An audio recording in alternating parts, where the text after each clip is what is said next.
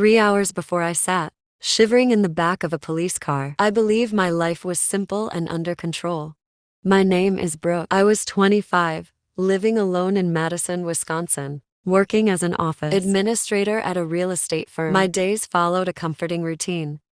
Paperwork, scheduling, friendly coworkers, evening runs by the lake, and Friday dinners with friends. Every Sunday, without fail, I call my mother Janine. She lived 2 hours away and never stopped reminding me to lock my doors, be careful at night, and trust my instincts. I always laughed it off, convinced she worried too much. My sister Natalie lived in Minneapolis with her husband and toddler. We stayed close in quiet ways, texts, photos, voice notes, sharing life in fragments. I never wanted to burden her. Looking back, that silence feels heavy. 3 months before everything shattered, I met Marcus Webb at a downtown bookstore. We reached for the same novel, laughed, talked, and shared coffee next door. He was charming, patient, and attentive. He remembered small details and never rushed me. He said he worked in pharmaceutical sales and traveled often, which explained his schedule. After a string of bad dates, Marcus felt like proof that good men still existed. The morning of my dental appointment began normally. Marcus texted that he'd pick me up at 9:30. Since my car was in the shop, he arrived on time, smiling, driving the same silver sedan I'd ridden in many times. We talked about weekend plans, movies, lunch. Afterward, everything felt normal. Everything felt safe. When we arrived at the dental office, he kissed me goodbye and promised he'd be waiting. I believed him. I had no idea that decision to walk inside that building would be the reason I survived. The dental office felt familiar and comforting. I had been coming there for 3 years. Dr. Peter Aguilar was calm and gentle, and Rosa, the hygienist, always remembered details about my life. That morning felt no different. Rosa chatted about her daughter's soccer practices. As she cleaned my teeth, I stared at the ceiling tiles, relaxed and unaware.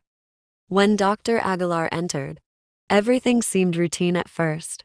He greeted me warmly and began the examination. Then something changed. He paused mid-motion, his eyes shifting toward the small window in the door that looked into the hallway. His jaw tightened. He continued working, but more slowly, deliberately, like he was buying time. Rosa glanced at the door too, just for a second. Dr. Aguilar picked up a small notepad and scribbled something quickly. He held it where only I could see. 6 words written in blue ink. If you need help, don't speak. My heart stopped. Confusion flooded my mind.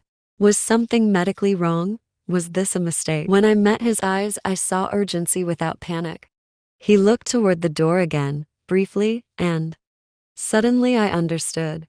This wasn't about my teeth. This was about someone outside that room. He wrote again. The man who brought you. Do you know him? I hesitated. 3 months felt meaningful. But sitting there, I realized how little I truly knew. I shook my head. Dr. Aguilar leaned closer, pretending to examine me. His voice was barely audible. He told me the man in the waiting room was dangerous, that he had seen his face on the news, and that police were already on the way. I felt ice rush through my veins. Marcus was sitting between me and the exit. Dr. Aguilar placed a steady hand on my shoulder. Stay calm, stay quiet, trust us. Then he straightened up and spoke normally, announcing X-rays and routine follow-ups. He was acting. He was protecting me without letting Marcus know. Rosa guided me to the X-ray machine, her hands trembling despite her calm voice. As she adjusted the equipment, she whispered that the police were coming and that they wouldn't let anything happen to me. I focused on breathing, fighting the urge to panic. Dr. Aguilar left the room casually later.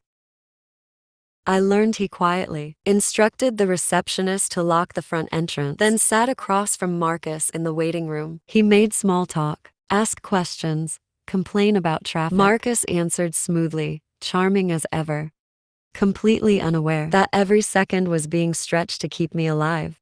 Back in the exam room, time slowed to a crawl. Rosa chatted about soccer practice and weekend recipes while standing protectively close.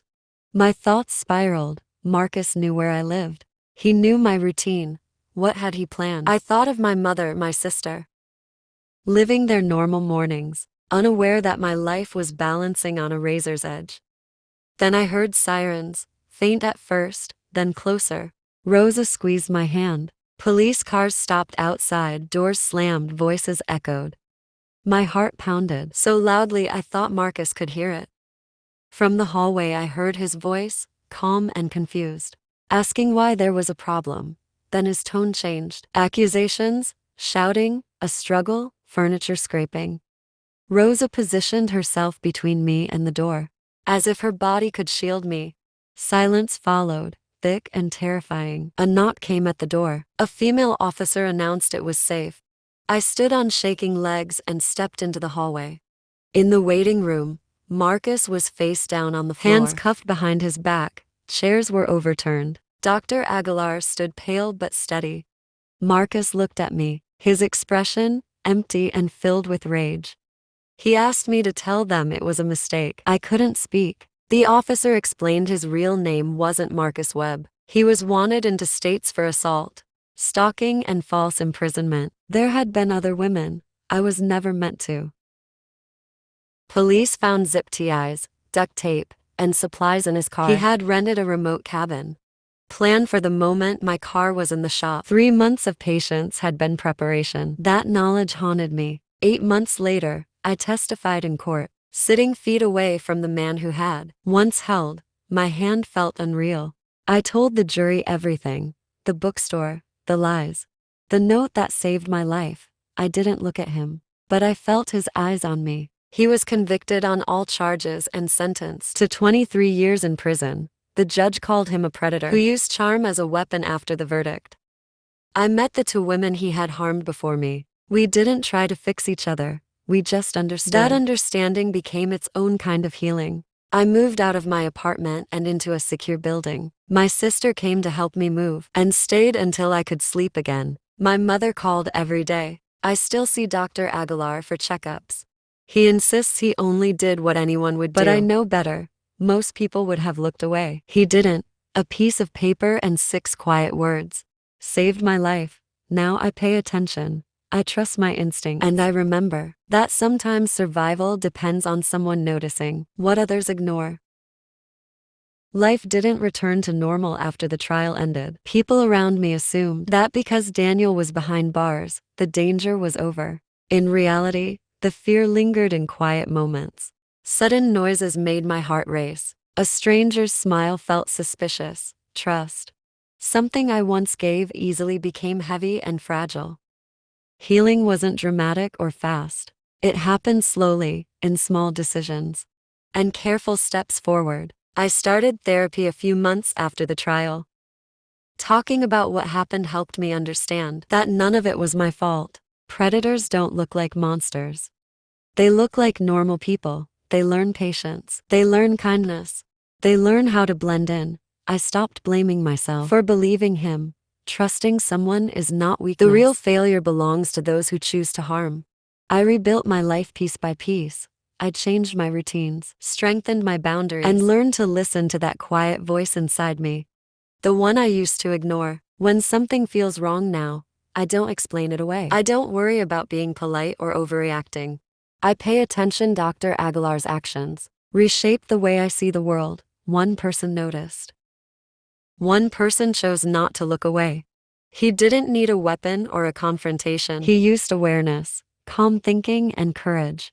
Because of him, I get to grow older. I get to see my niece start school. I get to build a future that was almost stolen from me. I share this story because someone reading it might recognize a feeling they've been dismissing. Maybe a situation that doesn't sit right. Maybe a person who feels too perfect. Trust that instinct exists for a reason. I survived because someone was watching. Now I watch too. And I will never ignore the feeling that tells me something isn't right.